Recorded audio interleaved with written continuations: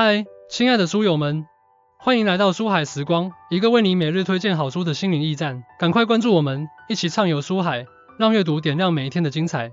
亲爱的观众朋友们，大家好，今天我将带领大家踏上一段激动人心的学习之旅，探索一本改变无数人学习方式的书籍——如何高效学习 （How to Become Mastery a Student）。这本书的作者是斯科特·杨 （Scott Young）， 一位以超速学习而闻名的学习专家。斯科特曾用1年的时间完成了麻省理工学院计算机科学课程的全部33门课，并且是通过自学完成的。这一壮举震惊了全球教育界。你可能会问，为什么我们需要一本关于高效学习的书？在这个信息爆炸的时代，学习不再是一个阶段性的任务，而是一个终身的过程。无论你是学生、职场新人，还是经验丰富的专业人士，掌握高效学习的方法都至关重要。如何高效学习不仅提供了一套系统化的学习策略，还通过心理学和实际案例揭示了学习的本质和高效学习的秘密。让我们从一个引人深思的问题开始：如果有一种方法可以让你在更短的时间内学到更多的东西，并且记得更牢，你愿意尝试吗？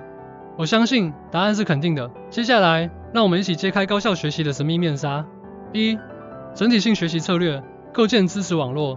整体性学习是斯科特·杨在书中提出的核心理念。他强调学习不仅仅是记忆孤立的事实，而是要建立知识之间的联系，形成一个完整的知识网络。根据认知心理学的研究，人类的大脑是一个复杂的神经网络，信息存储和检索的过程依赖于神经元之间的连接。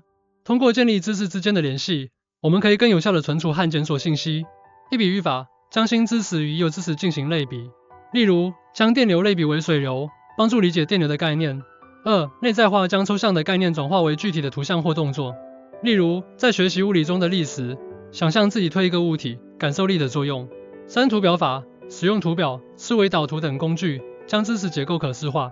整体性学习不仅能提高学习效率，还能增强知识的应用能力。通过建立知识网络，我们可以更灵活地运用所学知识，解决实际问题。斯科特·杨在书中提到，他曾用整体性学习法在短时间内掌握了大量的编程知识。他通过将编程概念与日常生活中的事物进行类比，如将函数类比为机器，成功地构建了一个完整的编程知识网络。2. 积极阅读、深度理解与批判性思考。积极阅读是指在阅读过程中，不仅要理解文字表面的意思，还要进行深度思考，提出问题，并尝试解答。根据建构主义学习理论，学习是一个积极建构的过程。通过主动思考和提问，我们可以更深入地理解知识，并将其内化为自己的认知结构。一提问法在阅读过程中不断提出问题，如这段话的核心观点是什么？作者是如何论证的？我有哪些不同的看法？2. 总结法读完一段内容后，用自己的话进行总结，检验自己的理解程度。3. 批判性思考对书中的观点进行批判性分析，思考其合理性和局限性。积极阅读不仅能提高阅读理解能力，还能培养批判性思维能力。通过深度思考，我们可以更全面地理解知识，并形成自己的见解。斯科特·杨在书中分享了他在阅读学术论文时的经验。他会先快速浏览全文，了解大致内容，然后提出一系列问题，如研究的核心问题是什么？研究方法是否合理？研究结论有哪些局限性？通过这种方式，他能够更深入地理解论文的内容，并对其进行批判性分析。3. 时间管理，高效利用每一分钟。时间管理是高效学习的重要组成部分。通过合理安排时间，我们可以更高效地完成学习任务，避免拖延。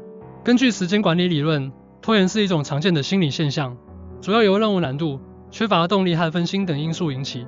通过有效的管理策略，可以克服拖延，提高工作效率。一番茄工作法将工作时间分为25分钟的专注工作和5分钟的休息时间，每4个周期后进行一次较长的休息。2. 任务优先级排序，根据任务的重要性和紧急性进行排序，优先完成重要且紧急的任务。3. 避免分心，创造一个安静、无干扰的学习环境，关闭手机等干扰源。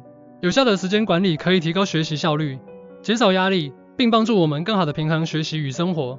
斯科特·杨在书中提到，他曾用番茄工作法在短时间内完成了大量的学习任务。他发现，这种方法不仅能提高专注力，还能防止疲劳，提高学习效率。4. 自我测试，巩固知识与查漏补缺。自我测试是指在学习过程中，通过自我测验来检验自己的学习效果，发现知识盲点，并进行针对性的复习。根据测试效应理论，测试不仅能检验学习效果，还能增强记忆，巩固知识。通过测试，我们可以更清楚地了解自己的学习情况，并进行有效的复习。1、模拟考试，在复习过程中进行模拟考试，模拟真实考试的环境和压力。2抽问法，随机抽取一些问题进行回答，检验自己的知识掌握情况。3错题本，将错题整理成册，定期复习，避免重复犯错。自我测试可以增强记忆，提高学习效果，并帮助我们发现知识盲点。进行针对性的复习。斯科特杨在书中分享了他在准备考试时的经验。他会先进行自我测试，检验自己的知识掌握情况，然后针对薄弱环节进行重点复习。通过这种方式，他能够更有效地巩固知识，提高考试成绩。5、间隔重复，科学记忆与长效学习。间隔重复是指在学习过程中，将复习时间间隔开来，进行多次复习，以增强记忆效果。根据遗忘曲线理论，遗忘是一个先快后慢的过程。通过间隔重复，可以有效地减缓遗忘速度，巩固记忆。以复习计划，制定一个合理的复习计划，将复习时间间隔开来。2、记忆卡片，使用记忆卡片，将需要记忆的内容写在卡片上，随身携带，随时复习。3、软件工具，利用一些记忆软件，如 IT 进行间隔重复复习。间隔重复可以增强记忆效果，提高学习效率，并帮助我们实现长效学习。斯科特杨在书中提到，他曾用间隔重复法在短时间内记住了大量的外语词汇。他发现，这种方法不仅能提高记忆效率，还能增强记忆的持久性。6、刻意练习，突破瓶颈与提升技能。刻意练习是指在学习过程中，针对自己的薄弱环节进行有目的、有计划的练习，以突破瓶颈，提升技能。根据刻意练习理论，高效的学习需要明确的目标、专注的练习和及时的反馈。通过刻意练习，可以有效地提高技能水平。以目标设定一个明确的学习目标，如在1周内掌握某个知识点。2、专注练习，集中精力进行练习，避免分心。3、及时反馈，通过自我测试、他人评价等方式，及时了解自己的练习效果。刻意练习可以突破学习瓶颈，提高技能水平，并帮助我们实现高效学习。斯科特杨在书中分享了他在练习钢琴时的经验。他会针对自己的薄弱环节进行刻意练习，如加强手指的灵活性，提高节奏感等。通过这种方式，他能够更有效地提高钢琴演奏水平。亲爱的观众朋友们，以上就是我们今天要分享的如何高效学习中的主要内容。这本书不仅提供了一套系统化的学习策略，还通过心理学和实际案例，揭示了学习的本质和高效学习的秘密。最后，我想用书中的一句话来激励大家：学习不是一场短跑，而是一场马拉松。掌握高效的学习方法，你将在这场马拉松中跑得更远、更快。希望大家在学习的道路上不断进步，实现自己的梦想。谢谢大家的聆听，希望你们在阅读如何高效学习后，能够找到属于自己的学习之道，成为更优秀的自己。让我们一起加油！